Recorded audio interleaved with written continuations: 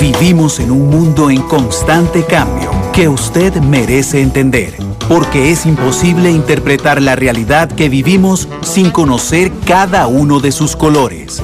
Porque muchos son los tonos de la actualidad. Presentamos Matices. Una producción de Noticias Monumental.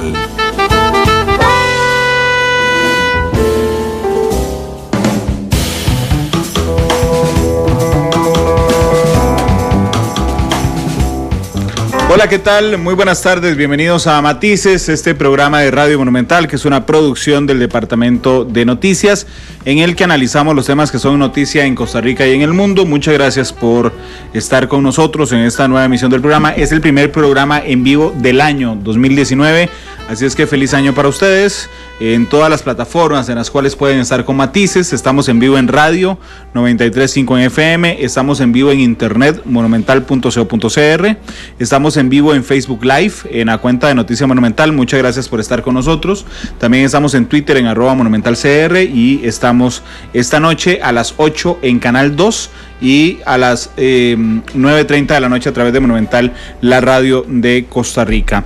Hoy nos acompaña don Javier Sancho, es ex embajador de Costa Rica en Nicaragua, ex embajador de Costa Rica en Brasil, ex embajador de Costa Rica en la Organización de Estados Americanos, ex embajador en Tailandia. Bueno, tiene una amplísima experiencia, ex director de política exterior, don Javier Sancho. Don Javier, bienvenido a Matices, ¿cómo le va? Muchas gracias, buenas tardes, estimado Randall, muy contento de estar aquí contigo en tu primer programa del año. Desearte éxitos en el 2019, así como a todos los radioescuchas de Monumental y de Matices. Muchas gracias por estar con nosotros y pues vea las cosas, que el timing es espectacular, porque yo invité hoy a don Javier para hablar de Nicaragua, de la situación que se vive con Nicaragua, donde Costa Rica lidera, porque le toca en esta ocasión los intentos de aplicarle la Carta Democrática a Nicaragua, porque Costa Rica, como miembro del Grupo de Río, Grupo de Lima.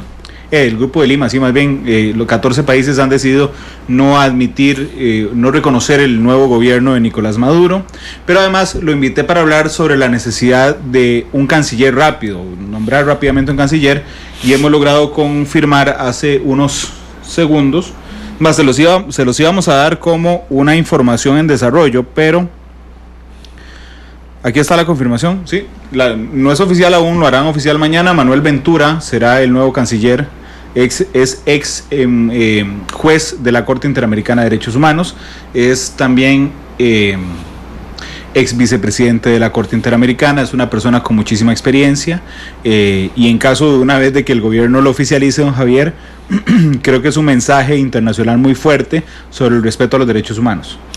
Pues me parece, como muy bien lo decís, Randall, no tengo yo una confirmación oficial, ni mucho menos de esa información. Escuché ahora que venía hacia la emisora en el radio algo sobre esto.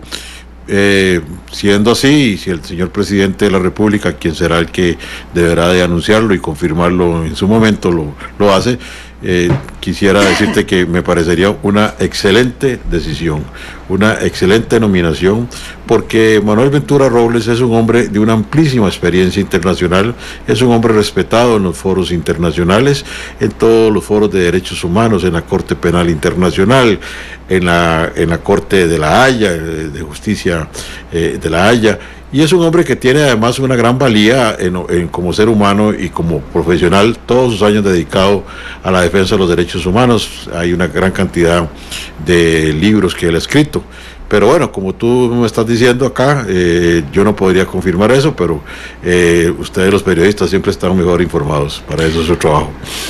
Sí, pero además es un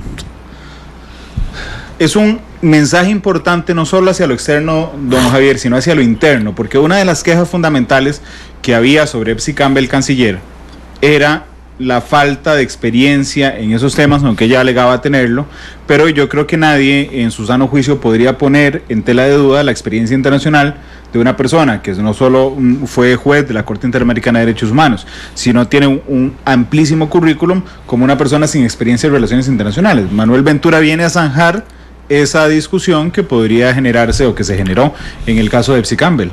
Correcto, sí, lo viene a zanjar y lo viene a remediar de alguna forma de manera brillante. Me parece que si esa es la decisión del señor presidente don Carlos Alvarado, me parece que es una decisión muy sabia, muy inteligente.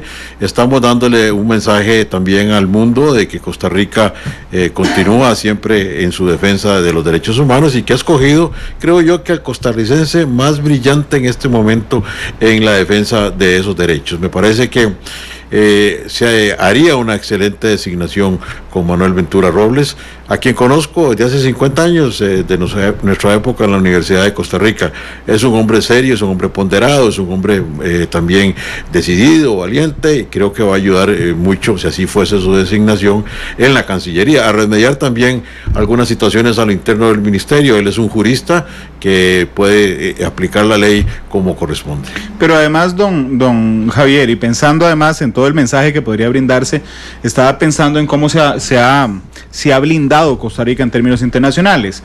Es decir, está Montserrat Solano, que es clara defensora de los derechos humanos en la Organización de Estados Americanos.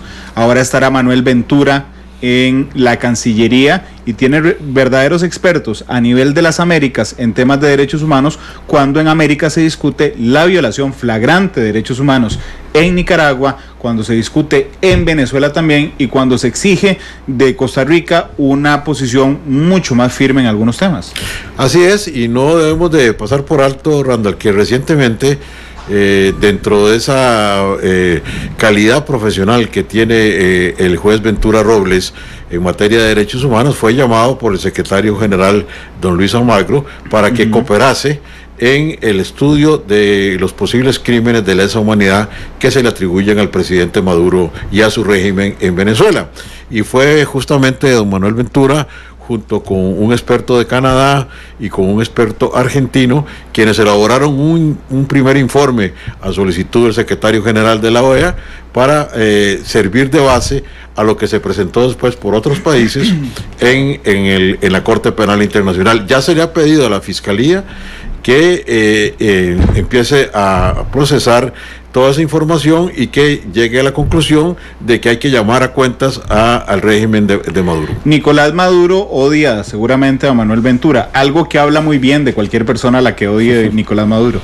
Bueno, posiblemente no le va a gustar mucho, pero esa es la realidad. La defensa de los derechos humanos no tiene fronteras. Creo que Ventura Robles lo hará de una forma brillante, pero sobre todo es un gran costarricense. Me parece a mí que el presidente Alvarado, si ha escogido a Manuel, ha tomado también, ha ponderado esa calidad que tiene, no solamente de especialista en temas de derechos humanos, de un gran ser humano también como persona, sino que también es un gran costarricense, una persona que ama profundamente este país y que antes que nada está la defensa de nuestros derechos. Vea qué interesante, hay una cuenta en Facebook y en Twitter que se llama Diplomáticos Unidos. Ajá. Ellos nunca se han identificado quién son. No son una cuenta oficial del Ministerio de Relaciones Exteriores, pero claramente tienen muchísima información de lo que ocurre dentro de la Cancillería, y así lo hacen saber frecuentemente. Dice la cuenta Diplomáticos Unidos esta tarde en el Facebook Live de Noticia Monumental: muy bienvenido don Manuel Ventura. Excelente además, como siempre, la participación del embajador Javier Sancho, diplomático de carrera jubilado. No es sencillo el ambiente dentro de la Cancillería. No es sencillo porque, bueno, hubo algún resquebrajamiento desde el inicio de la administración, que ya venía arrastrándose también de la administración pasada.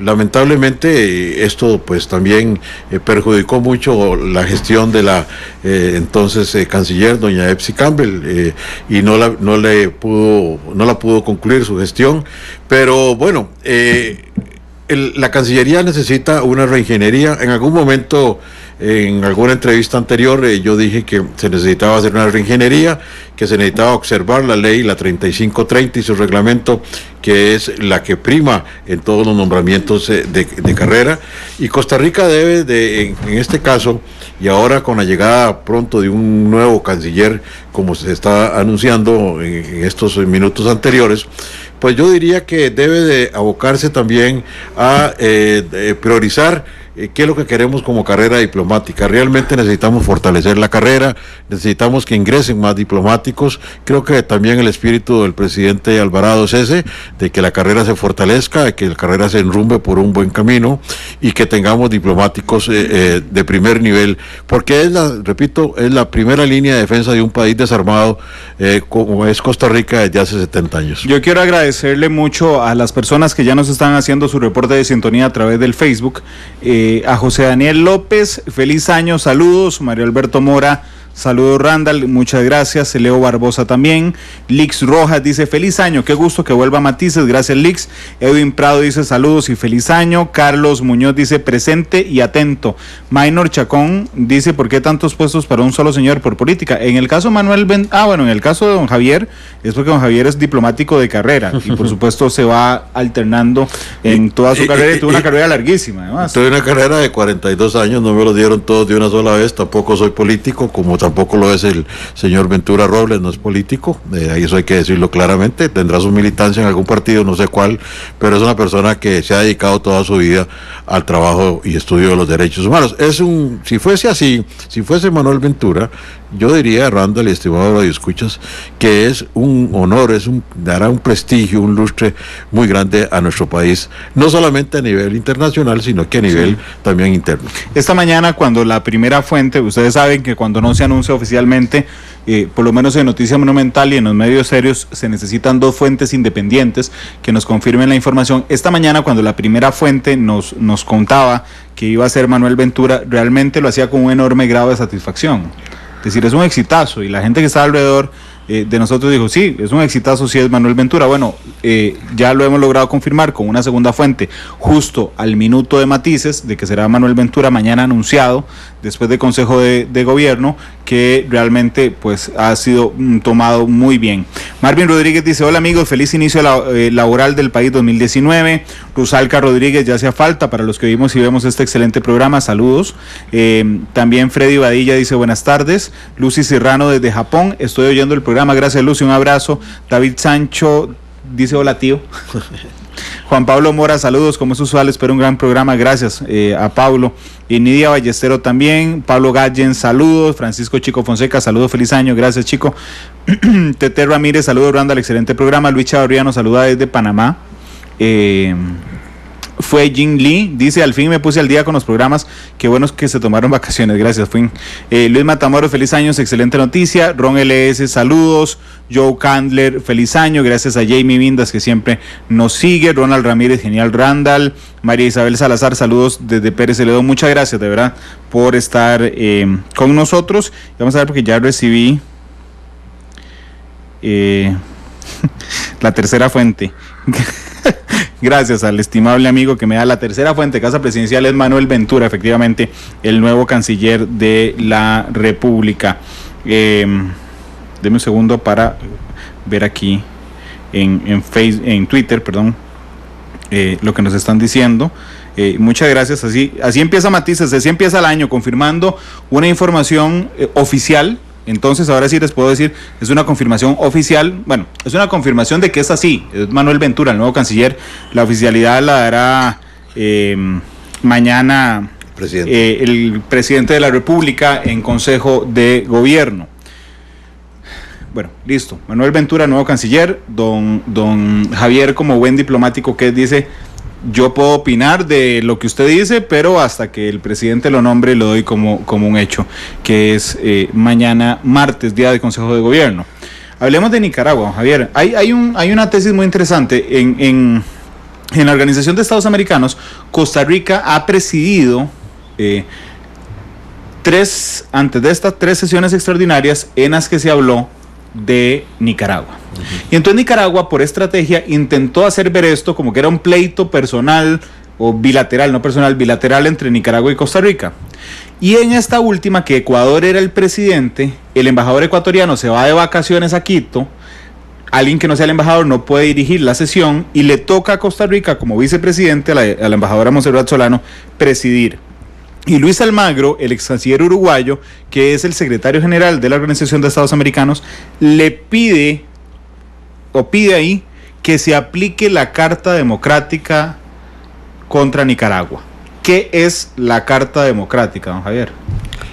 Bueno, creo que has hecho una excelente descripción de lo que sucedió en los últimos días del año. Quizás para muchas personas pasó desapercibido lo que se dio, pero lo importante aquí es que fue una cosa circunstancial. Costa Rica es el vicepresidente, fue el vicepresidente hasta la medianoche del 31 de diciembre del Consejo Permanente, que estaba presidido por el embajador del Ecuador en vacaciones, como lo acabas de decir, Randall, y bueno, le correspondió a Costa Rica recibir la petición del señor secretario general Luis Almagro de convocar al Consejo para estudiar la aplicación de la Carta Democrática.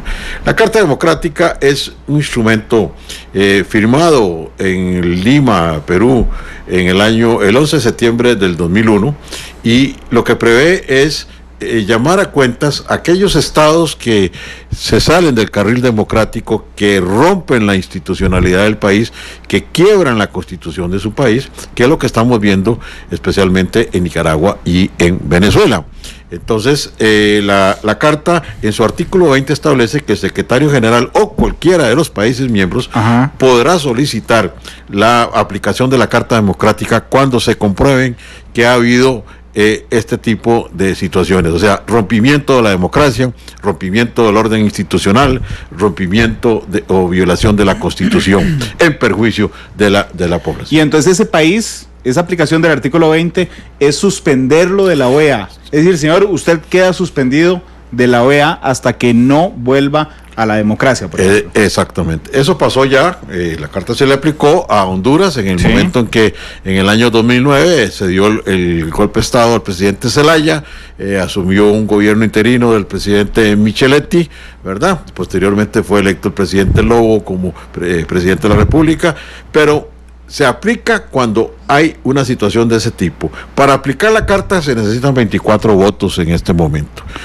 Yo diría que en estos días que han pasado, y hubo una reunión también el viernes anterior en la ciudad de Lima, de los países miembros del Grupo de Lima, posiblemente debe haber habido un cabildeo muy intenso también para poder reunir los votos. Aquí tenemos que tener en cuenta que el Caribe vota igual que cualquier otro estado, los países caribeños, y ahí en el Caribe hay una gran influencia también de dos actores importantes que son Venezuela, que con su petróleo y sus petrodólares también está muy presente en el Caribe angloparlante, como también hay una influencia muy importante de Cuba, que aunque no está sentado en una silla en el Consejo Permanente desde hace muchos años, ahí Cuba también tiene cierta influencia por los programas de cooperación de Cuba, especialmente en materia de cooperación médica, de los médicos que mandan a todas estas islas del Caribe. Entonces, habría que ver si ese cabildeo diplomático ha logrado levantar los votos necesarios,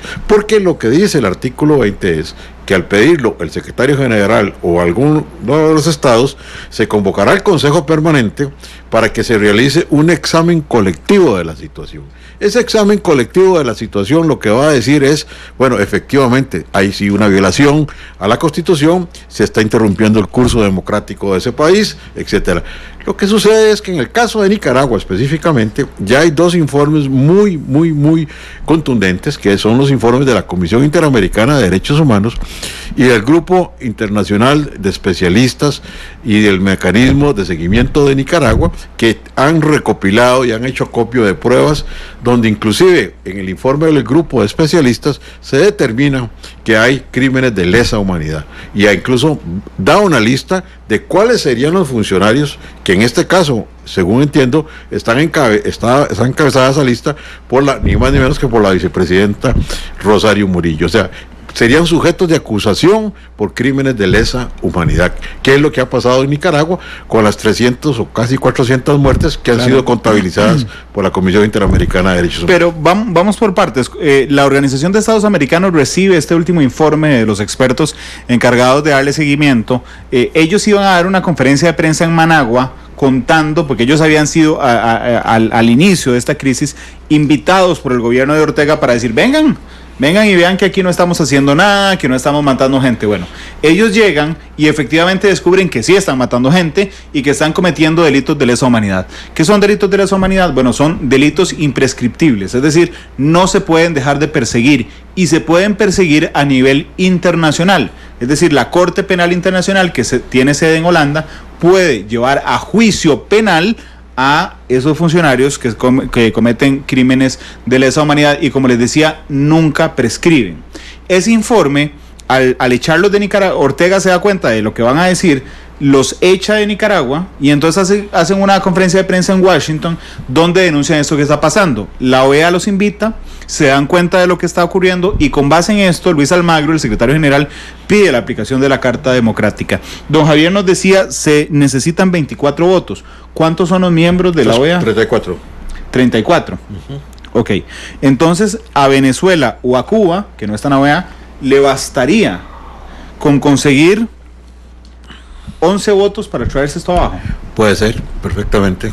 Con su experiencia, don Javier, ¿usted cree que lo logre? Bueno, no estoy sentado ahí en la misión permanente de Costa Rica en la OEA, pero bueno, la experiencia indicaría que hay que hacer un importante cabildeo diplomático, hay que conversar, y ahí entra otra vez entonces la importancia de la figura de tener el canciller. Canciller debe de hacer contactos telefónicos con sus homólogos, eso se mueve así de esa manera. También nuestra embajadora allá en la OEA, la embajadora Montserrat Solano, debe estar en permanente comunicación con los homólogos que ya están regresando todos de sus vacaciones de pero invierno. Don Javier, esto se maneja entre homólogos, es decir, el embajador o la embajadora, en este caso costarricense, habla con los otros embajadores. Correcto. Pero supongo que ellos van a tener que pedir instrucciones a sus capitales. Así es. Ok, los cancilleres hablan con los cancilleres. Hablan con los cancilleres y eventualmente, de ser necesario, habría que escalar y los jefes de Estado tendrían que conversar entre ellos. Porque, de acuerdo al artículo 20, podría convocarse también, después de ese examen colectivo, a un periodo extraordinario de sesiones de la Asamblea General. ¿Qué quiere decir esto? Eso es una reunión a nivel de cancilleres. Ahí pueden ser los cancilleres los que ya tomen esa decisión de decir, aplicamos la Carta Democrática, Nicaragua queda suspendida, queda fuera de la OEA, y digamos en este caso podrá sufrir las consecuencias que eso representa. Queda prácticamente aislado del sistema interamericano, queda hemisférico, queda fuera de lo que podrían ser créditos con el Banco Interamericano de Desarrollo y otras situaciones que podrían perjudicar el día a día también de ese país. Bueno, justamente le quería preguntar cuáles eran las consecuencias de quedar fuera de la OEA. ¿Verdad? Porque básicamente son esas, es una suspensión, usted está fuera de este grupo. Pero algo que le duela, ¿qué duele? Bueno, yo creo que a cualquier país y a cualquier gobierno o a cualquier jefe de Estado le debe de doler, primero que nada, ver que lo están señalando con el dedo y diciéndole, usted está cometiendo crímenes de lesa humanidad, usted está atropellando la Constitución y las leyes de su país. Yo creo que usted, pero a Ortega ya no le importa. Ortega está bañado en aceite, don Javier. Sí, claro, no le debe importar ni mucho menos ni a Ortega ni a su grupo cercano, pero realmente abre también una ventana para que otros estados también tomen acciones. Por ejemplo, ahora vemos que quizás en este grupo no esté México ya. ¿Sí? Porque bueno, hubo un cambio en la política exterior de México. México está dando un viraje total, diciendo que en este momento, con la nueva administración del presidente López Obrador, ellos se acogen a lo que tradicionalmente ha exhibido México como la política de no intervención, la llamada doctrina Estrada. Entonces, bueno, dicen, no nos metemos en eso. Ahí que se maten en Nicaragua, que se maten en Venezuela. Pero no es una situación, digamos, extraña para México en este caso, porque en el gobierno de López Portillo, fue López Portillo el que rompió relaciones casi de primero con la Nicaragua somocista. Y fue López Portillo el que sí intervino en los asuntos internos de Nicaragua, porque de alguna forma dio un apoyo enorme al Frente Sandinista de Liberación Nacional, a la guerrilla del Frente Sandinista de Liberación Nacional, cosa que no existe ahora en Nicaragua, porque en este momento no hay un brazo armado poderoso como sí lo hubo en los 70s, que era el Frente Sandinista luchando contra Somoza, contra un ejército genocida, criminal como el de Somoza, y ahora la gente en Nicaragua no tiene armas. ¿Qué es lo que hace la gente? Se va de Nicaragua, mejor. ¿Qué es lo que están haciendo los periodistas? Están huyendo de Nicaragua. ¿Qué es lo que hace la población civil? Huye de Nicaragua. Claro, pero vamos a ver, don Javier, lo que le duele a Nicaragua. Ya usted vivió en Nicaragua en los últimos años, 3 años. 4 años. 4 años, yo no sé cómo hizo, pero bueno, vivió ahí en Managua. Y usted se da cuenta que tanto Daniel Ortega como Rosario Murillo prácticamente están bañados en aceite y no les importa lo que nadie diga. Okay. Ellos la relación internacional no les importa porque Rusia, Cuba y Venezuela. Punto. Y además de eso, digamos, Costa Rica está ahí a la par, pero ellos se dan el lujo, como me lo dijo a mí una vez un alto funcionario del gobierno de Nicaragua, del gobierno orteguista, me dijo, Bar, nosotros nos damos el lujo de contestar las notas a quien queramos, porque le hicimos un reclamo porque teníamos situaciones con costarricenses que estaban siendo torturados en el Chipote, como José Daniel Gil Trejos, y ahí cuando reclamamos de que por qué no respondían a notas, que era una cosa inclusive hasta de educación, de respeto a un Estado que tiene relaciones, nos dijeron que eso no era importante para ellos. O sea, entonces vemos que el estilo es un poco, bueno, hey, ¿para qué vamos a responder? ¿O qué nos importa si nos aplican la Carta Democrática? Si nosotros tenemos los reales aquí para poder vivir cómodamente después en cualquier otro lugar del mundo. Bueno, ok. Y entonces, que les duela, o sea, que la aplicación de la Carta Democrática sea un incentivo para que Nicaragua cambie de algo que hay, el impedirles acceso a fondos del BID. Al fondo del BID, al fondo del Fondo Monetario Internacional, Banco Mundial, no podrán hacer algunas cosas que quieren hacer tal vez a nivel internacional, estarán fuera de cualquier candidatura de la OEA, no tendrán ningún respaldo. ¿El BESIE? El BESIE también. Queda fuera, cualquier plata del BESIE. También. O sea, son sanciones que tal vez podemos decir, bueno, pero ¿qué le importa a Nicaragua? Sí, es que esa es la reacción normal, don Javier. ¿Qué le importa al a Nicaragua qué le importa? Que le echen de la OEA. Bueno, no, tal vez pueda ser que no les importe. Es más, en la locura que tienen de poder, porque lo que están peleando aquí en Nicaragua en este momento, a lo que se está aferrando Ortega y su régimen, es al poder. Aquí están siguiendo lo que Tomás Borges les dijo en el año 90 cuando perdieron las elecciones con doña Violeta Barrios de Chamorro. Tomás Borges dijo, aquí podemos perder todo, Daniel, pero no podemos perder el poder. Y efectivamente, a doña Violeta le dejaron sembrada en las entrañas de su administración, pues toda la gente que querían dejar. Claro. Controlaron el ejército, controlaron la policía, controlaron el Poder Judicial, controlaron el Tribunal Supremo Electoral, la Asamblea Legislativa, quedó amarrada de manos. Y después de eso, en el 95, hacen un pacto con Arnoldo Alemán para mantener ese poder, para cogobernar prácticamente con un régimen corrupto como fue el gobierno de Alemán, que dicho sea de paso es un responsable porque la gente tuvo un desencanto. Después de un gobierno tranquilo de doña Violeta Barrios de Chamorro, que fue realmente calmo, incluso nuestra relación con Nicaragua fue creo que la mejor época. Después vino Alemán, que fue un gobierno muy corrupto. Después vino don Enrique Bolaños, que tampoco lo dejaron gobernar. En aquella época, el presidente Bolaños, nosotros aquí en Costa Rica, en la Cancillería, trabajamos mucho con el presidente de entonces, don Abel Pacheco, y el canciller Tovar, en buscar una cooperación fronteriza con Nicaragua. Teníamos grandes planes. Es más, el puente Santa Fe, que fue construido después por Japón, es parte de los proyectos que nosotros hicimos con Nicaragua. Sin embargo, cuando llegábamos a concretar las cosas, el canciller de Nicaragua en aquel entonces, que era Norman Caldera Cardenal, nos decía, mire, qué pena, no podemos seguir adelante porque los sandinistas en el Congreso, en la Asamblea, nos están diciendo que no, que con Costa Rica no hagamos eso. No nos tienen confianza. Cuando hay un cambio en Nicaragua, aquí lo más importante que tenemos que hacer es restituir la confianza. Así como estamos vos y yo aquí frente a frente, viéndonos a los ojos, debemos de reconstruir esa confianza con los gobernantes que llegan a Nicaragua y buscar realmente que haya una armonía en nuestra relación. Ok, la OEA hace algo sobre Nicaragua. Estados Unidos ha generado acciones también sobre Nicaragua. ¿El SICA puede hacer algo sobre Nicaragua?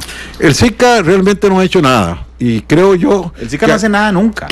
creo yo que para mí como diplomático, que muchas veces me correspondió estar en el SICA, incluso estar muy de cerca con los anteriores secretarios generales, creo que el secretario general que hay ahora, el secretario Cerezo, expresidente de Guatemala, que fue de alguna forma ayudado a llegar a la secretaría por el gobierno de Ortega y de Murillo, porque les interesa silenciar, o sea, son flancos que no se abren, son trincheras que no tienen acción, entonces no les interesa que el SICA tenga ninguna, yo no he visto por lo menos una declaración firme del SICA, yo no he visto por ejemplo una declaración del SICA que diga que están preocupados, o un viaje del secretario general a la región para hablar con los cancilleres o hablar con los presidentes, no lo he visto en ningún momento, o sea, la región centroamericana en esto parece que va ahí como la canción despacito y no hace absolutamente nada, porque yo creo que la verdad es que el SICA es absolutamente inoperante, y yo esperaría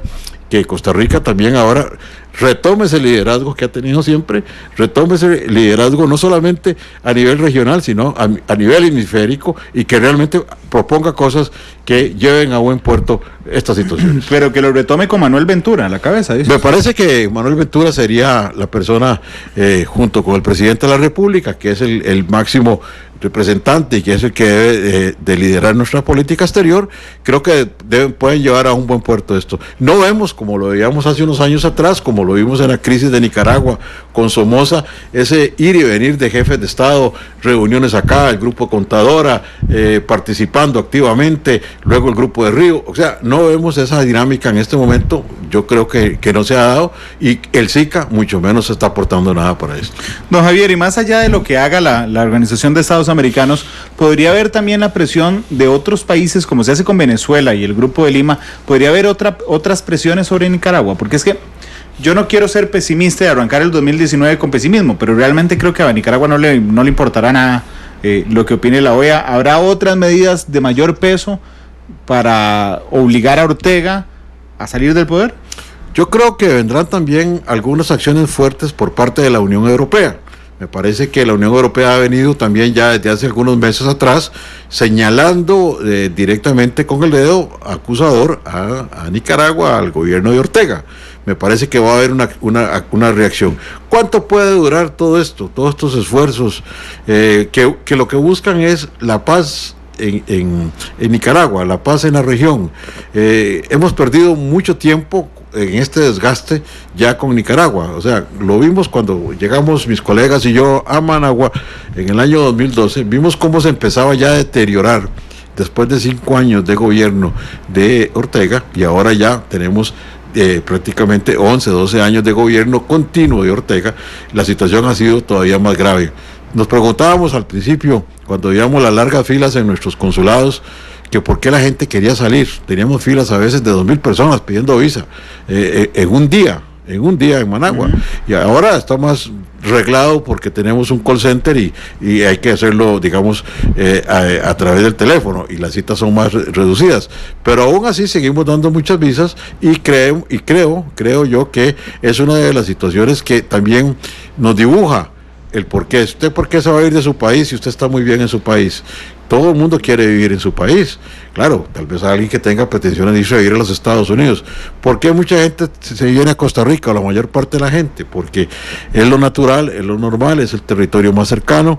Aquí todo el mundo tiene un pariente, un amigo, etcétera. Y además, los nicaragüenses son personas buenas, y en su gran mayoría el pueblo es muy noble, es gente muy trabajadora. Nosotros lo necesitamos aquí en Costa Rica, su mano de obra y en otras actividades. Se lo dije al presidente Ortega cuando presenté mis credenciales, que reconocemos el aporte de esa migración al empuje económico de nuestro país, pero que también él, como jefe de Estado, tenía que reconocer, se lo dije directamente al presidente Ortega en la cara, de que él tenía que reconocer el aporte que esa migración le daba a la paz social de Nicaragua. Y justamente eso es lo que se perdió ya.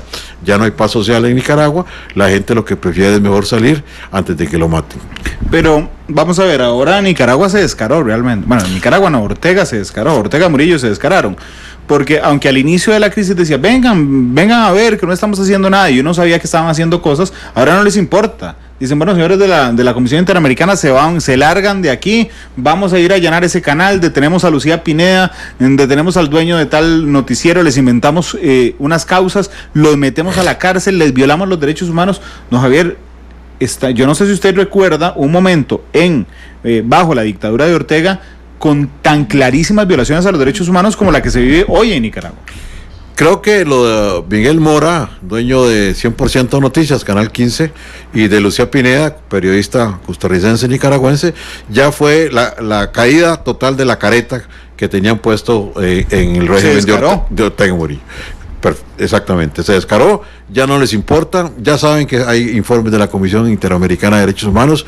El secretario de la Comisión, Pablo Abrao, ha sido muy valiente en denunciar estas cosas. También los expertos que han estado en Nicaragua se han jugado la vida en Nicaragua realmente, y también ha sido muy valiente el secretario general, don Luis Almagro. Ha sido un hombre valiente, consecuente con sus principios de respeto a los derechos humanos y a la democracia. Pero bueno, a ellos no les importa mucho eso. Ahora ya están, como dicen, sin la careta, sin la máscara, sin el mascarón de proa, y ahora están haciendo lo que quieran.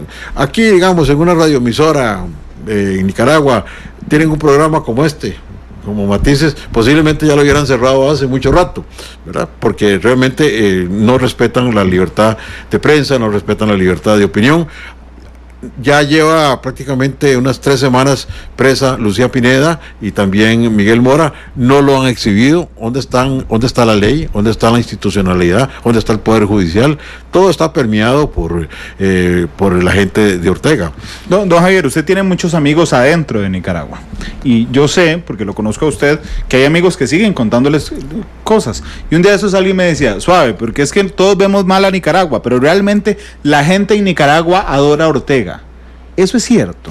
Bueno, hay un grupo, yo diría que una base dura de lo que es todavía el Frente Sandinista de Liberación Nacional, que debe estar más o menos en un 15-20% a lo máximo de la población electoral inscrita.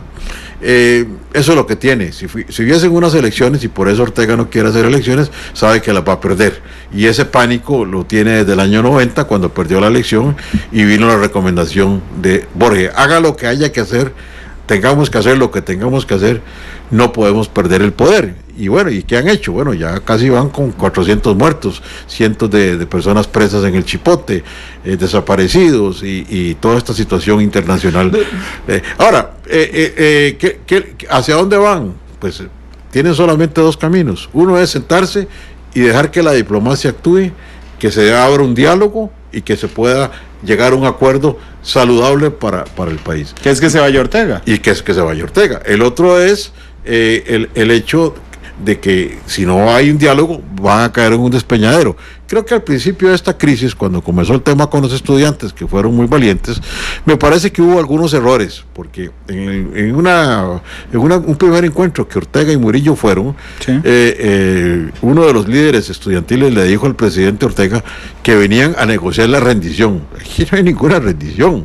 Aquí, o sea, creo que eso fue mal utilizado. O sea, ahí, ante un ejército, ante una policía armada con equipo de última generación suministrado por Rusia, o sea, hay que hablar, hay que dialogar. El Papa Francisco lo está pidiendo, hay que sentarse y dialogar, pero Ortega no va a escuchar ningún llamado, ni siquiera el del Santo Padre Francisco, porque no le interesa. Están totalmente cegados, totalmente innubilados por el poder.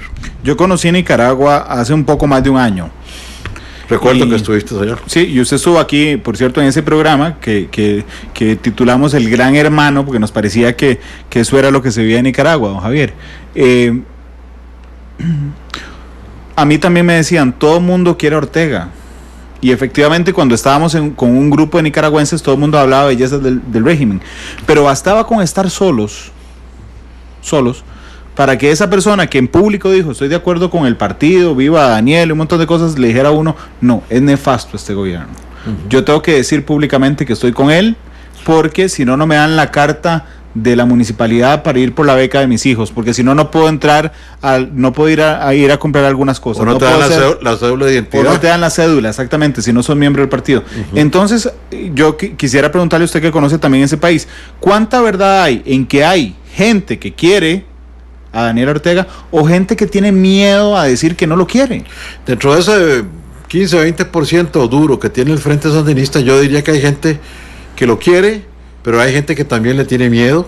Especialmente le tienen mucho temor a Rosario Murillo. Me parece que es la figura que más atemoriza a la población. Y después de eso, la gran mayoría de personas que trabajan como secretarias, o como es un policía, o la esposa del policía, o el que trabaja en el Ministerio de Agricultura, o el que trabaja ahí en la frontera fumigando, todas esas cosas, toda esa gente dice que son del partido y andan con la bandera del partido.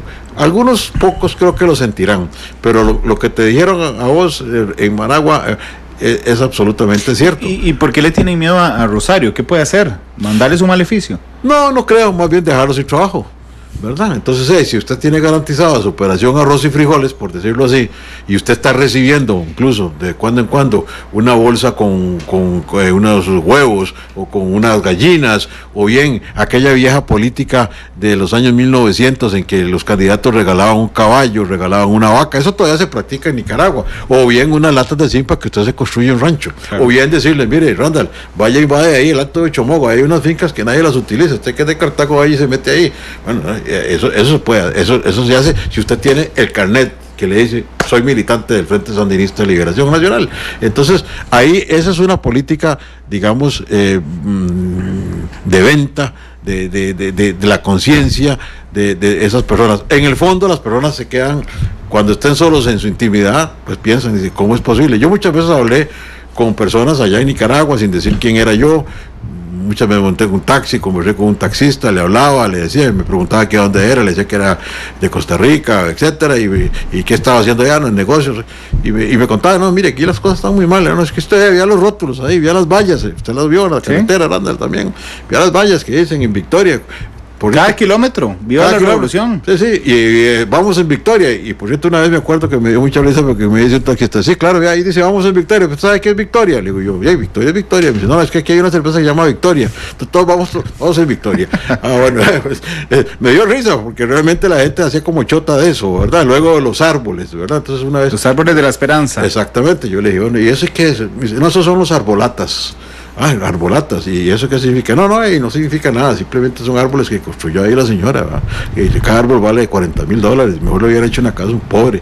La gente te habla así, pero claro, si se para un policía a la par, o si llega alguien que es del gobierno, saben que es el dirigente del barrio, que es el que lleva la lista, o bien el de la emisora donde vos trabajás, que te dice, Randall, mañana tenemos que ir sábado a la rotonda con banderas, porque vamos a apoyar aquí tal y tal cosa.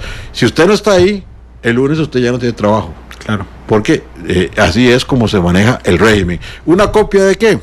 Yo diría que también un poco del estilo que hemos visto en otras dictaduras también, ¿verdad? Y eso es lo más triste de lo que está pasando en Nicaragua. Para terminar con Nicaragua y pasar a Venezuela, Cristian Eduardo Ureña dice, ¿qué papel juega Rusia queriendo apoyar a Ortega? En esto, aquí hay que hacer un análisis más a profundidad, pero yo diría que el concepto que tengo yo después de haberlo analizado y de ver cómo están los rusos en Nicaragua, yo diría que también Rusia tiene mucho interés de mantener un enclave político en esta geopolítica centroamericana cerca de los Estados Unidos. Saben muy bien que Cuba está avanzando de alguna forma a abrirse, saben muy bien que Cuba está haciendo cosas, no va a ser para mañana ni para pasado mañana, pero que tarde o temprano Cuba va a tener mayores libertades, etcétera, y ahí ha perdido mucho terreno después de la caída también del muro y todas estas cosas de lo que fue la Unión Soviética, han venido perdiendo espacio, y Estados Unidos también ya ahora está con embajador, tienen relaciones diplomáticas con Cuba, y eso también les preocupa a los rusos. Entonces, en el año 14 pasó por Managua, sorpresivamente dicen, el presidente Putin. ¿Por qué estuvo en Managua? Venía hacia Argentina y venía de La Habana, hizo una parada técnica en Managua y se reunió con el presidente Ortega por espacio de 3 horas en el Aeropuerto Internacional Sandino, en Managua. Ahí se amarraron algunas cosas como mayor cooperación militar. ¿Para qué Nicaragua tiene tantas armas, tiene tanto tanque, ahora tiene lanchas equipadas con misiles, tiene aviones de combate? ¿Para qué tanta asesoría de los rusos. ¿Para qué también la construcción en el barrio Las Colinas de Managua de una gran estación satelital donde posiblemente lo que haya es un centro de inteligencia? Entonces, todo esto también no crea, le debe estar preocupando a los Estados Unidos, pero esa presencia de Rusia obedece también al hecho de que tienen que tener un enclave en la región. Si no pueden continuar con Cuba o si se debilita mucho este tema en Cuba, ahí tendrán a Nicaragua. Están apostando a que Daniel Ortega se quedará por mucho tiempo más. Que por cierto, se ha comprado otro enemigo más Ortega y es Jair Bolsonaro. Correcto. El polemiquísimo presidente de Brasil también está en contra de Ortega. ¿Podría el país más poderoso de América Latina, Brasil, podría generar alguna presión contra Nicaragua? Perfectamente, la política exterior de Brasil va a cambiar con la llegada del presidente Bolsonaro y de su canciller Araújo, que lo conocí, estuvo en la OEA también, no como representante, sino era uno de los funcionarios de la misión brasilera, y creo que hay un cambio radical, pero también no perdamos de vista que también, lo acabo de decir, México también está dando un viraje en su política exterior. En una neutralidad completa, pero en la práctica esta neutralidad apoya a Nicaragua. Es una neutralidad de no intrometerse en los asuntos internos de otro país, que es lo que a veces mucha gente utiliza. No, yo no participo porque no quiero entrometerme. Eso es como que vos tengas un pleito en el vecindario y estén pegándole a una señora y usted se quede nada más diciendo, no, yo no me salgo del jardín de mi casa porque eso no es problema mío. Pero aquí tenemos un problema real, porque Costa Rica, que es el vecino inmediato de Nicaragua, va a tener un problema a corto plazo cuando esto se decante por alguna forma y Ortega, digamos, deje el poder. Bueno, ¿qué va a pasar con todos los militares, policías, paramilitares que van a salir corriendo? Estos no van a salir corriendo para Honduras porque saben que en Honduras la situación es bastante difícil. Tampoco van a salir corriendo para más arriba, para Guatemala, ni se van a ir a vivir a La Habana, ni tampoco van a coger un avión y se van a ir a vivir a Venezuela. Muchos de esos militares vendrán a Costa Rica, pretenderán vivir en Costa Rica, y ahí es donde nosotros tenemos que prestar una especial atención, porque también ya nuestros niveles de seguridad lo ameritan y no podemos permitir que el país se nos llene de gente que estuvo cometiendo crímenes de lesa humanidad. Don Javier, permítame hacer la pausa comercial, son las 2:50 p.m, para regresar a hablar sobre Venezuela. Un grupo de países, 14, se reunieron en Perú la semana pasada, en Lima, se llama el Grupo de Lima, donde acordaron que no iban a reconocer al nuevo gobierno de Nicolás Maduro, que ganó unas elecciones que nadie vigiló, que no hubo un órgano independiente encargado de fiscalizarlas, y entonces el resto de países, estos 14, han dicho no reconocemos a Maduro. ¿Qué implicaciones podría tener esto respecto a lo que pasa en América Latina? Vamos a la pausa. Don Javier Sancho seguirá acompañándonos y por supuesto, además, los invito mañana a Matices. Estará el ministro de Seguridad Pública, Michael Soto, con nosotros. Hemos visto una situación muy compleja durante los últimos días respecto a la seguridad en el país y el ministro entonces nos acompañará mañana. Son las 2:51, vamos a la pausa y regresamos con más.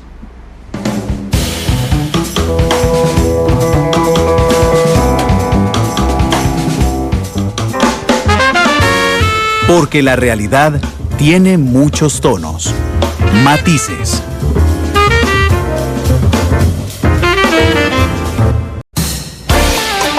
Matices, los tonos de la actualidad. 2:55 p.m, ya ha escogido la canción don Javier, más adelante conocerán cuál es la canción que ha escogido para el final. Ya habíamos hablado hablamos de Manuel Ventura. Noticia Monumental está en capacidad de informarle a esta hora que Manuel Ventura es el nuevo canciller de la República, será juramentado mañana y presentado posterior al Consejo de Gobierno.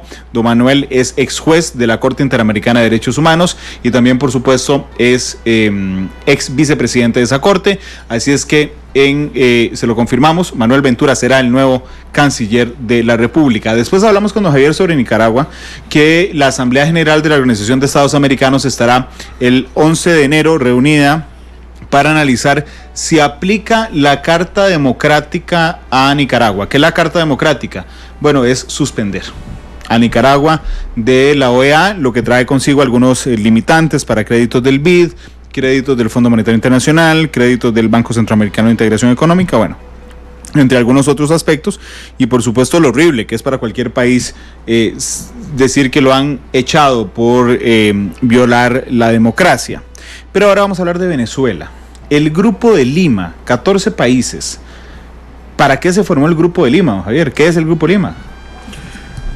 El Grupo de Lima es un grupo, como bien lo decís, con 14 países que han estado desde ya bastante rato analizando la situación de Venezuela con suma preocupación. Han hecho declaraciones muy, pero muy importantes también a favor de restablecer la democracia en Venezuela, a favor de que el gobierno del presidente Maduro retome el diálogo, busque de alguna manera conciliar la grave situación que vive ese país. Recordemos que Venezuela ya viene desde hace varios años con una crisis muy seria, no solamente por las vidas que se han perdido, sino por la situación financiera. Es increíble que un país como Venezuela, que lo hace también en esta situación muy diferente a Nicaragua. Venezuela tiene dinero, tiene petróleo. El gobierno del presidente Chávez en su momento se dedicó a repartir a manos llenas el dinero del petróleo venezolano. En la misma Nicaragua, la ayuda, la cooperación en dinero, en efectivo a el gobierno de Ortega fue de una manera muy, digamos, contundente, la que pudo sostener al gobierno de Ortega y la que posiblemente ayudó de alguna manera a crear ese falso espejismo de algunos nicaragüenses de que todas las cosas iban muy bien, porque se anunciaban proyectos faraónicos. Se anunció, recordemos, en Nicaragua, ya con un espacio pequeño acá, el canal interoceánico que nunca se construyó. También se habló de construir una represa hidroeléctrica con fondos de Brasil, que puso la presidenta Dilma Rousseff para construir una represa hidroeléctrica llamada Tumarín. También se habló de la refinería El Sueño de Bolívar, con dineros de Venezuela. Se calcula que en este momento deben de haber alrededor de 3.500, 4.000 millones de dólares en Venezuela, en Nicaragua, producto del petróleo venezolano.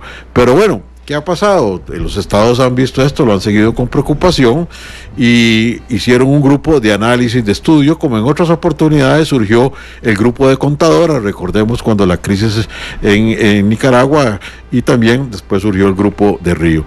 Entonces es un grupo de países preocupados, que tienen un gran peso, que están en la organización, en la OEA, de los cuales, digamos, ya algunos han dicho que no van a participar, digamos, apoyando el tema de Venezuela en la Organización de Estados Americanos. Se van a quedar posiblemente, y quizás alguno de ellos ni siquiera va a participar en eso, porque no firmaron las declaraciones Uruguay y México de la declaración última del Grupo de Lima.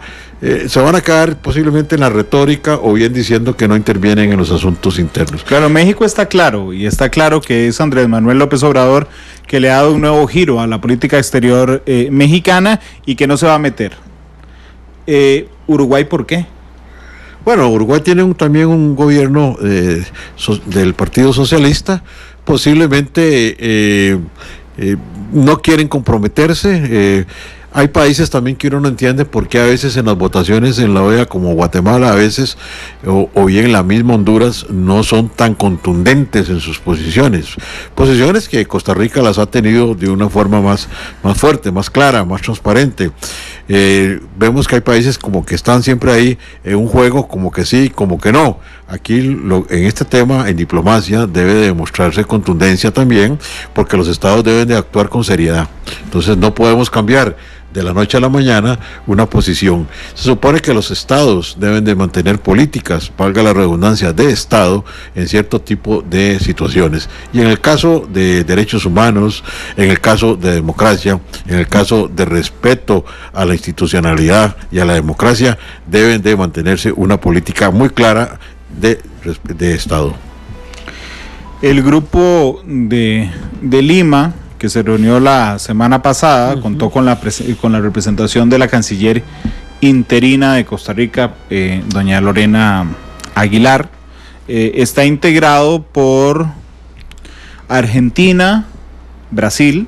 Argentina y Brasil están absolutamente en contra de Venezuela. Totalmente. Canadá, Chile, Colombia, que con Iván Duque creo que tampoco tengo ninguna duda, Costa Rica, Guatemala, Honduras, México, Paraguay, Panamá, Perú, y después se unieron Guyana y Santa Lucía. Dos estados caribeños. Bueno, eso es lo que hay. Y si vamos a ver, si se necesitara aplicar la Carta Democrática, creo que con solo esos votos no se llega a eso, ¿verdad? En la OEA. Pero bueno, aquí lo que sucede también es que muchas veces en este cabildeo diplomático las posiciones se van, digamos, de alguna forma descarrilando, ¿verdad? Algún estado puede pedir alguna cosa, hay algún tipo de compromiso, etcétera, y no se llega a buen puerto con las declaraciones. Dicho sea de paso, ahí Costa Rica ha jugado un papel importante. Me parece que la señora vicecanciller, actuando como canciller interina, ha hecho un excelente trabajo. Se ha hecho acompañar por diplomáticos de carrera que están fogueados, que son gente que conoce de política exterior, y creo que Costa Rica ha llevado una vocería importante. Lógicamente todo esto como rector máximo de la política exterior de nuestro país, también bajo la égida del presidente de la República. Costa Rica creo que ha actuado en estos últimos semanas de una forma también muy clara y muy transparente. Don Javier, cuando uno espera que realmente la presión de algún lado ahogue a Venezuela, no ahogue a Venezuela, ahogue al gobierno, a la dictadura de Nicolás Maduro, ¿verdad? Entonces uno empieza a pensar, bueno, vendrá la presión interna, ya el gobierno no resistirá más protestas callejeras y la resiste. El gobierno no soportará más aumentos en el precio del petróleo y lo resiste. El gobierno de Maduro no resistirá más la limitación internacional y el aislamiento internacional, y resulta que siempre llega alguien y nos da un domingo 7, llega China y le dice, tome Maduro, ahí tiene para que gaste, y le da un montón de plata. Pasó hace un mes y medio. Llega Rusia y le dice, tome un montón de plata también. O en Nicaragua también vemos que Taiwán es uno de los grandes contribuyentes también. Bueno, en Taiwán pasa. En Nicaragua con Taiwán, ¿verdad? Entonces, hay unos juegos en la geopolítica, vuelvo otra vez sobre el tema, en qué intereses hay en esos países. Claro, pero usted es un diplomático de carrera. ¿Qué le importa a un país no ser reconocido, o al gobierno de un país no ser reconocido por los otros? A mí nunca se me olvida una explicación de una profesora, de mi profesora de estudios sociales en el colegio de doña Guadalupe, que nos decía, todo estado funciona y sirve y es legítimo cuando los otros estados lo reconocen como tal. Es decir, el gobierno de Maduro es gobierno cuando los otros estados reconocen que ese es el gobierno de Venezuela. Pero tiene importancia en ese momento que otros países, 10, 12, 14... ¿no reconozcan al gobierno de Venezuela? Creo que sí, porque me parece que se está iniciando un proceso interesante donde podrían sumarse otros estados, inclusive de otras latitudes. La misma Unión Europea debe de desconocer al régimen de Maduro. Esto deberá de concretarse en unos poquitos días. El 10 de enero es el día en que Maduro volverá a asumir, en buena teoría, el control del gobierno que está bajo su mando. Y bueno, se ha anunciado que hay países que van a anunciar ese mismo día el rechazo no solamente a esa asunción de el presidente Maduro, sino que también otro tipo de medidas como bajar al máximo el nivel de representación en ese país. Tal vez no conviene cerrar del todo las embajadas, pienso yo por ahora, pero sí conviene tener ojos ahí de que puedan hacer análisis convenientes de cómo se va a desarrollar la situación. Va a haber cambios. En esta oportunidad creo que sí lo van a ver a partir del 10 de enero, cuando ya el gobierno de Maduro quede absolutamente aislado, deslegitimado, porque no tiene ninguna legitimación como Estado, como jefe de Estado. Pero entonces, don Javier, dejar en la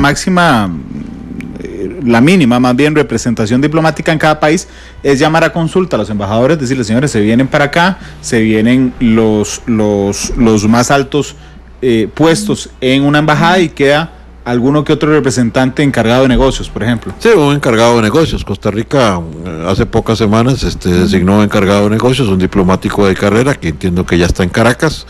Creo que eso será la máxima representación que tengamos. Hay que pensar también que en estos países también hay ciudadanos, en el caso nuestro de Costa Rica, que viven allá.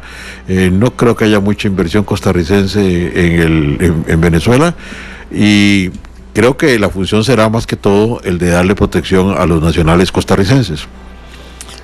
¿Y usted cree que esto genere, vamos a ver, a lo interno de Venezuela vamos a empezar a ver cambios? Porque, otra vez, Maduro puede quitarse la careta el 10 de enero, ya, en vista de que no le importa nada más que él. Cuando usted dice podría haber cambios, se refiere a la presión internacional sobre Venezuela que ayude a cambios positivos para el pueblo de Venezuela, o cambios negativos para Venezuela de un mayor control de Maduro. Creo que vendrán situaciones también. El régimen va a recrudecer su represión hacia la población civil. Creo que ese será un cambio que vamos a ver en los primeros días después de esto. Va a haber alguna acción de ese tipo, pero entre más avance en esa represión y entre más avance en golpear al pueblo venezolano, creo que será mayor el perjuicio que se cause el presidente Maduro y su gente. Yo creo que de alguna forma tal vez se van a abrir caminos para poder llegar a un diálogo en Venezuela. Me parece que le convendría también al presidente Maduro buscar alguna alternativa, alguna solución, porque ya la situación interna en el país es insostenible. Don Javier, ahora me interesa su posición como un diplomático de carrera, pero además que conoce tantísimos países. ¿Qué es lo que le pasa a América Latina, don Javier? O sea, cuando le digo qué es lo que pasa es porque América Latina realmente vivió décadas muy tristes. La segunda mitad del siglo XX es realmente muy oscura para América Latina. Hubo dictaduras prácticamente en todos los países de América Latina, con excepción de Costa Rica y de México, que tenía, digamos, una dictadura política con el PRI, pero que bueno, el PRI dominó más de 70 años. Pero Brasil con dictadura, Argentina con dictadura, Uruguay, Paraguay, Bolivia, Colombia, Venezuela, Panamá, Nicaragua, las dictaduras militares en Honduras, en Guatemala, y entonces América Latina despidió esa segunda mitad del siglo XX un poco avergonzada de lo que había pasado, y hoy vemos que hay tres dictaduras activas en América Latina muy cerca de nosotros: Cuba, Nicaragua y Venezuela. ¿Qué es lo que no aprende América Latina, don Javier? Bueno, me parece a mí que ha habido tal vez un desencanto de alguna forma en los gobiernos que han regido los países. Ha habido también de alguna forma un trabajo que nos lleva a pensar de que se desacreditó la clase política, y que entonces los pueblos, como bien lo decía Luis Alberto Monge en alguno de sus discursos, los pueblos no olvidan. Y creo que hay cosas que deben de tenerse muy en consideración, inclusive en nuestra democracia, que es una democracia sólida, una democracia centenaria. Pero bueno, ¿qué podemos hacer los diplomáticos para remediar eso? Bueno, los diplomáticos estamos hechos para buscar conciliación, para buscar apertura, para buscar el diálogo. En el caso de Costa Rica, eso es lo que ha privado siempre.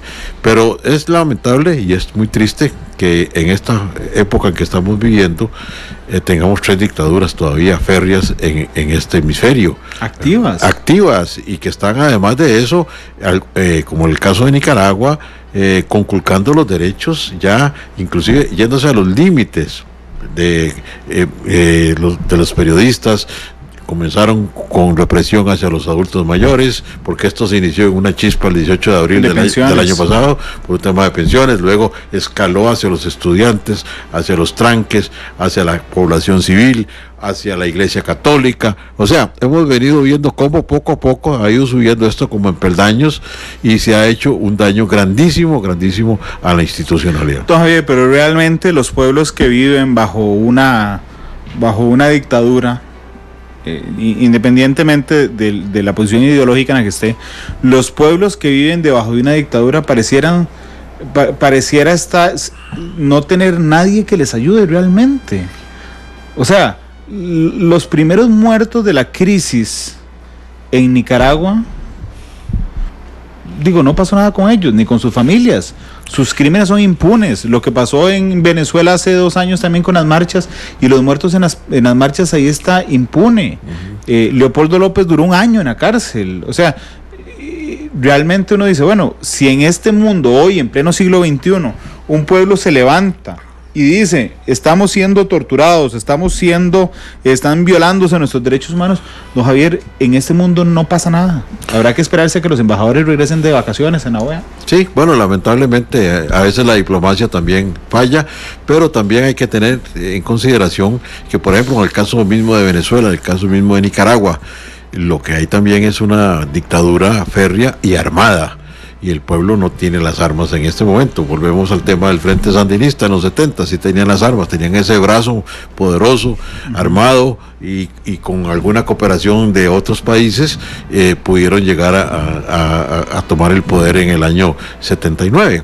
Pero eso no está sucediendo ahora, de ahí que los regímenes dictatoriales como el de Ortega y como el de Maduro se sostengan y el pueblo, que lo único que busca es ver cómo se salva, ver cómo huye o ver cómo se garantiza el pan nuestro de cada día.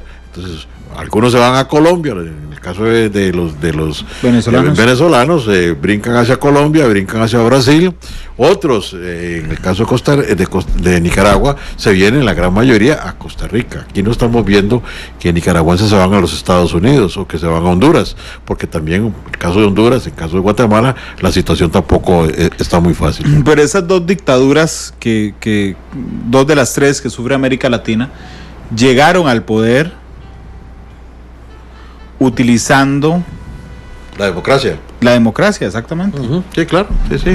Claro, lo que pasa que se quieren perpetuar en el poder porque se engolosinan, por así decirlo, con el poder. Llegan engañando al pueblo, ofreciendo cosas que realmente, no sé si valiéndose tal vez de la misma falta de educación o falta de cultura del pueblo, llegan y se montan en el gobierno, por decirlo de una forma así, y después no se quieren bajar.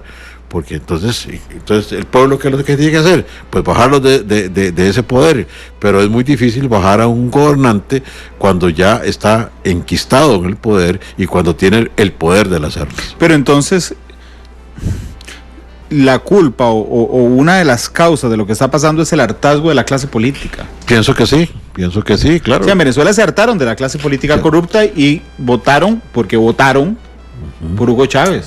Votaron por Hugo Chávez y lo reeligieron también.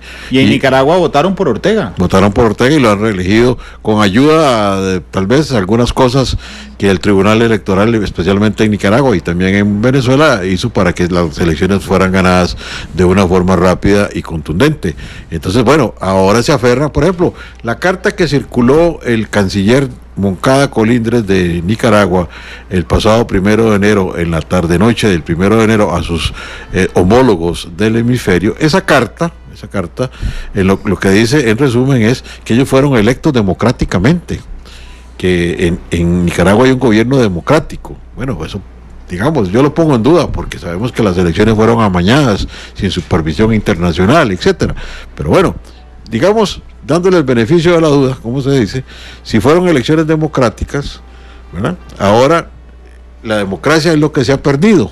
Entonces el pueblo está reclamando que no tiene democracia, que no tiene libertad. Los periodistas están denunciando eso y tienen que huir o los meten presos. Entonces, ¿a dónde está la democracia? Ahí es donde ya tienen que intervenir y pasar de la retórica, como dijo en alguna oportunidad la presidenta Chinchilla, a las acciones. Hay que acabar ya con tanto discurso bonito, muy agradable, etcétera, y decirle, bueno, aquí tenemos que tomar una decisión sobre qué vamos a hacer. Se le aplica la Carta Democrática a Nicaragua, se le aplica la Carta Democrática. De alguna forma es una exhibición de un Estado que se convertirá en un Estado sin ninguna visión de democracia, si un Estado que no va a recibir inversión extranjera, posiblemente puede ser que venga algún país y le dé un poco de dinero, pero eso no va a durar mucho, eso definitivamente no va a durar mucho. Don Javier, yo puedo hoy ver el mapa de América Latina, de América inclusive, del continente, y pensar qué países me preocupan como ciudadano del mundo. Ahí algo pasó, ¿ya? Se fue la luz, pero ya entró la planta. Ok, si ven un apagonazo en Canal 2 o en Facebook Live fue eso. Yo puedo ver un mapa de América Latina y preocuparme mucho. De América, me puedo preocupar por lo que pasa en Estados Unidos. Me puedo preocupar por lo que pasa en Cuba, por lo que pasa en Venezuela y por lo que pasa en Nicaragua. ¿Qué le preocupa a usted? A mí me preocupa Brasil, me preocupa México. ¿A usted qué le preocupa? Me preocupan ambos, igual coincidimos totalmente en eso. Me preocupa mucho México en este momento. Me preocupa México porque ese viraje que está dando el presidente López Obrador hacia, digamos, una manera cómoda de no intervenir y ver que en el vecindario se está habiendo un incendio y no puede levantar el teléfono para llamar a los bomberos, me parece a mí que es una forma pues que no corresponde a lo que debe ser un estadista, ¿verdad? Por eso vuelvo a repetir que los que hemos estado también en diplomacia pues consideramos que debe de darse una acción diplomática más enérgica, más rápida.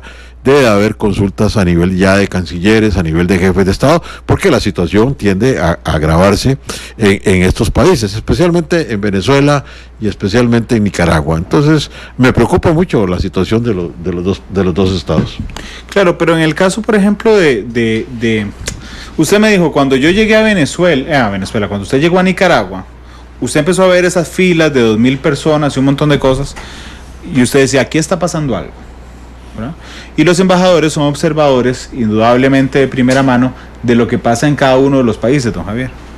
Entonces usted tenía la capacidad de informarle a San José, hey, aquí está pasando algo. Okay. ¿A dónde está pasando algo? Porque a uno le puede preocupar México hacia afuera, es decir, la política exterior que tenga Andrés Manuel López Obrador, pero le puede preocupar como ciudadano del mundo lo que pasa hacia adentro de México.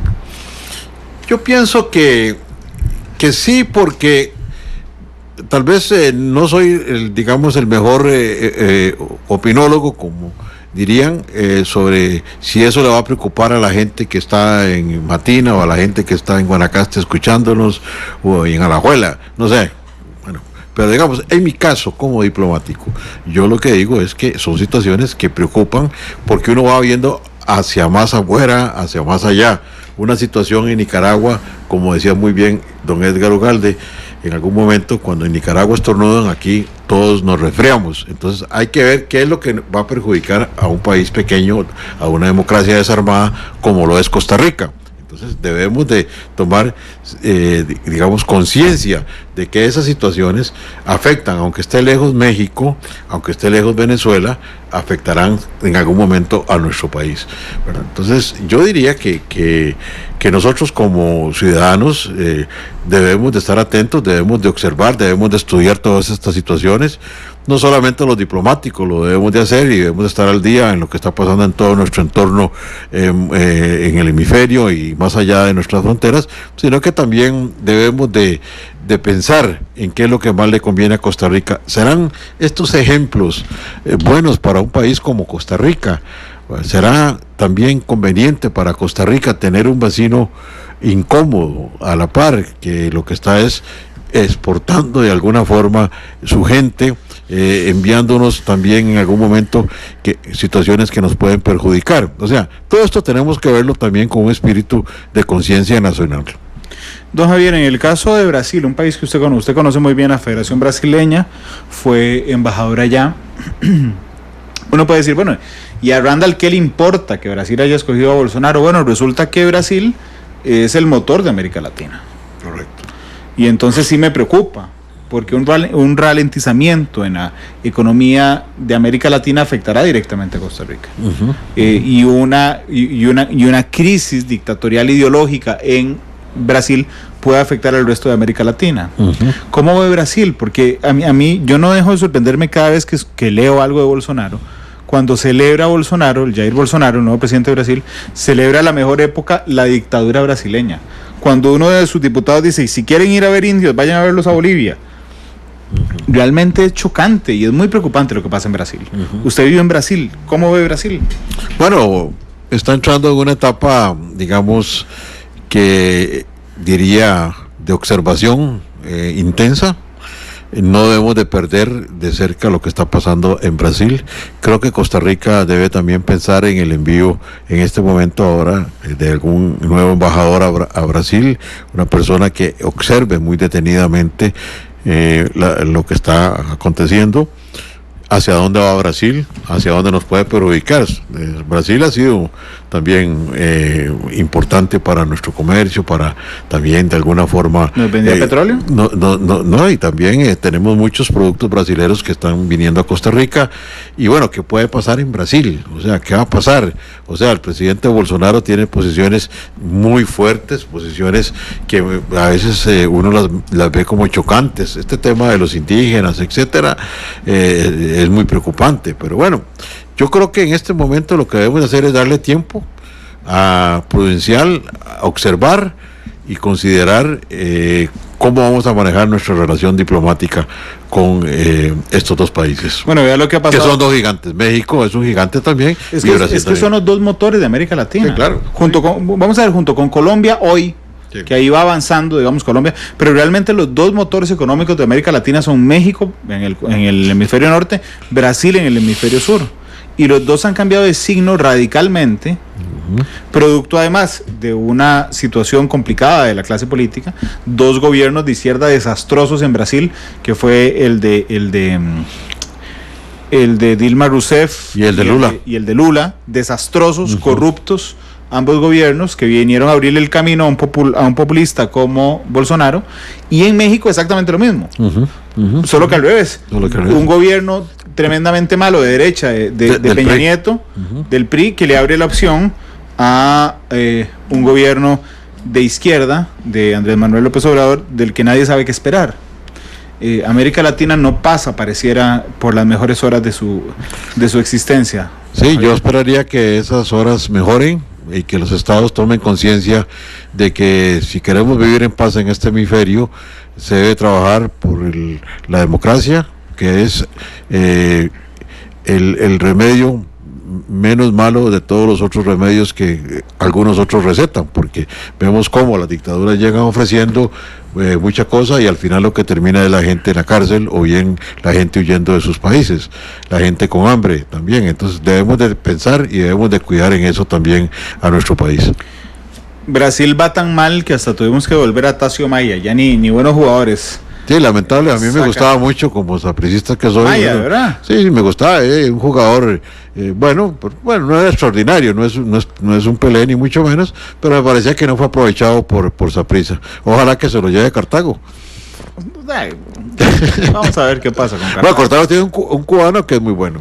Sí, Marcial Hernández. Marcial Hernández, sí, definitivamente un excelente jugador también. Don Javier, muchas gracias por haber venido. No, muchas gracias por invitarme al primer programa del año, siempre es un gusto y un honor estar aquí contigo, Randall, y te deseo los mejores éxitos en este nuevo año, 2019, y a todos los radioescuchas también, muchas gracias. Muchas gracias a ustedes que nos acompañaron. Mañana yo los invito, estará con nosotros en Matices el ministro de Seguridad Pública, don Michael Soto. El miércoles haremos un programa balance sobre lo que se puede esperar 2019 de la Asamblea Legislativa. El día siguiente, el jueves, tendremos un análisis de lo que se puede esperar en materia económica.